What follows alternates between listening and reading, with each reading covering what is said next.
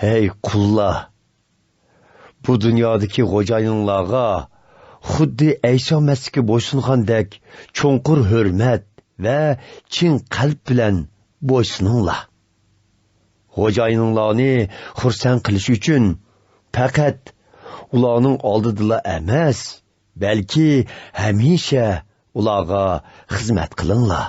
Chunki sizlar Ayso Masihning xizmatkori bo'lish sifatinglar bilan Xudoning irodasiga chin dilinglardan amal qilishinglar kerak. Xo'jayinlarga rozimanlik bilan xizmat qilinglar.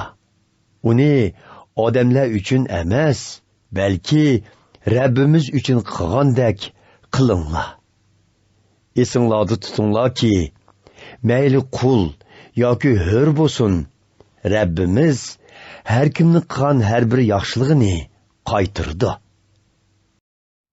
Assalomu aziz qarindoshlar.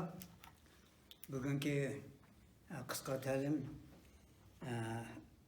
Elçi Pavlus'un Efes şehrideki Mesihliler kavmiga yazgan xiti 6. bab 5. ayetten 8. ayetgacha o'qayli. Ey kullar, bu yerda qul Mesihliler, jismoniy jihatdagi xo'jayinlarga ehtiyotchanlik bilan cho'nqur hurmat bildirish yuzasidan xuddi Masih Aysoga bo'ysungandek astoydil bo'ysuninglar. Ularga yiqish uchun ularning ko'z oldida namoyishbozlik qilib emas, balki Xudoning qulidek, Xudoning irodasini amalga oshirayotgandek odamlarga emas, Rabbinglarga xizmat qilayotgandek astoydillik bilan bo'ysunib ishlanglar. Qulmu yoki erkin ishchimi buningdan qat'iy nazar har kim o'zining qilgan yaxshi ishi uchun Rabbidan mukofot oladi. Amin. Biz şu bo'ysunish to'g'riliq masala ustida ta'lim berib kelyapmiz. Bu gunoh orqali buzilgan inson tabiatiga bek qiyin narsada ishinish, so'yish va bo'ysunish bu qiyin narsalar. Chunki gunoh orqali buzilgan inson tabiati bo'ysunishni xohlamaydi-da, shundoq. Biz 5. babdan başlap etip geldik. Xudodan qo'rqish yuzasidan bir-biringlarga bo'ysuninglar degandan boshlab kelyapmiz. Xudoning amr farmoni, buyrug'i Xudodan qo'rqish yuzasidan bir-biringlarga bo'ysuninglar. Ikkinchida ayol eringa bo'ysun. Er ayolini söygün. Shundaqla uchinchisida balalar ota-onaga bo'ysunish. Ota-onalar balalarni xafa qilmaslik. Endi kelib navbat qul va xo'jayin munosabatiga kelyapti. Bu yerda qul xo'jayinga bo'ysunish kerak. Demak, ishchi ish berguchiga bo'ysunish kerak degan mavzu to'g'ri. Bu yerda xo'jayin va qul o'rtasidagi munosabat degan mavzu bor ekan Uyg'urchada. Bizga shu jismoniy tabiatimizga singan gunohning sababidan biz boshqalarga bo'ysunishni xohlamaymiz. Xudoga bo'ysunishni xohlamaymiz va odamga bo'ysunishni xohlamaymiz.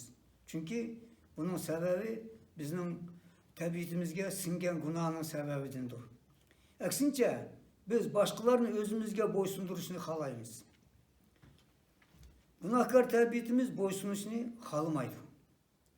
Elbette akçı tepiş için amal yok, bazıda bo'ysunimiz iş bergücülerge. Lekin biz qutqazguvchi Masih Aysoni ishonchimiz bilan qabul qilish orqali gunohning ilkidan ozod qilingan insonlar bo'lganligimiz uchun Xudoning buyruqlariga bo'ysuna oladigan holatga keldik. Xudo tartibsizlikning xudosi emas, Xudo tartibning xudosi deyilgan muqaddas kitobda. Bu bo'ysunishlar qutqizish uchun emas, qutqizganligimiz uchun bo'ysunamiz. Xudo o'rnatgan tartib saqlansa, hayot durust ma'noda. Hayot durust bo'ladi. Shunga Xudoning so'ziga bo'ysunish masalasi muhim masaladir. Bo'libmi Masihiylar uchun bu muhim masala. iş bergüçi bizge yakamdı, yakmamdı. Bunun qat'iy nazar biz Xudoning aytganiga amal qilishimiz kerak. Demak, bo'ysunishimiz kerak. Hazır kuldarlık tüzüm yok. Lekin iş bergüçi ve işini becirgüçi de bölündü. Yani iş bergüçi buyruqlarga işini becirgüçi boysunish kerak. Lekin hazırca kuldarlık tüzüm yok bo'lgan bilan hazır başlık ve işçi, yallanma işçi degan hukmlar var. Şundaqla başlık, iş bergüçi ve ularga hizmet kılgıcı işçiler. Xudo iş bergüçilerge Rabbimiz Aysaga hizmet kılıp atgandek astoydillik bilan hizmet kılışımızı talep kılıdı. Bu Xudoning talebi. İş bergüçilerge, xo'jayinlarga Rabbimiz Aysaga hizmet kılıp atgandek astoydillik bilan hizmet kılışımızı talep kılıdı. Ularning ko'z oldidilar, ko'z boyamchilik bilan qo'shamat qilib emas, ular ko'rmayotgandimi?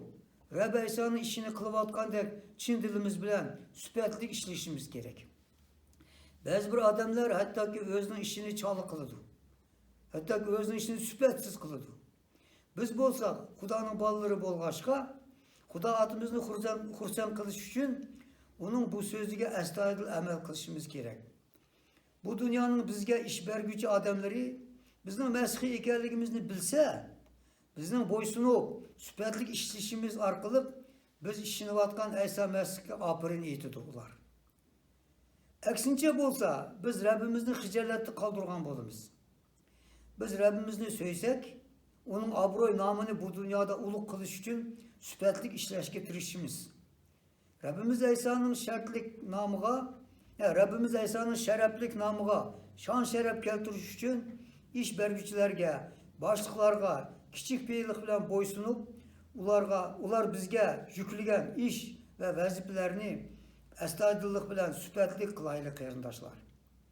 Bunun hemisini Rabbimizin namı için kılaylı. Rabbimizin namını uluklaş için. Kandar caydı bolsun Rabbimizin namını oylaş gel.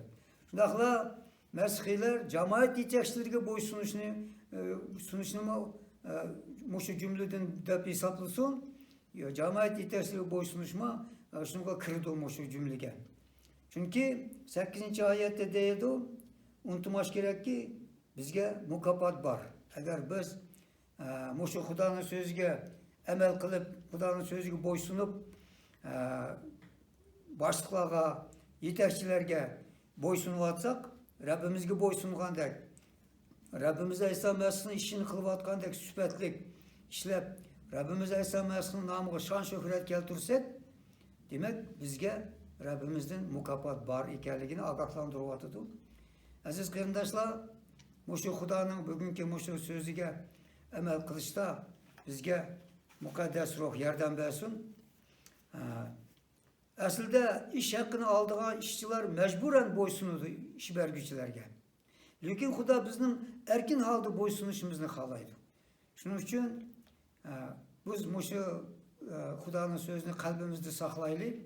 Qandaq yerde iş kılıp atsak, Xudo Rabbimiz Aysa Mesih'in işini kılıp atgandek astoydillik bilen süpetlik kılışkı tırışaylı. Şu çağda Rabbimiz Aysa Mesih'in namıga şan şöhret keltirgen Mesihlilerden bolumuz. Amin.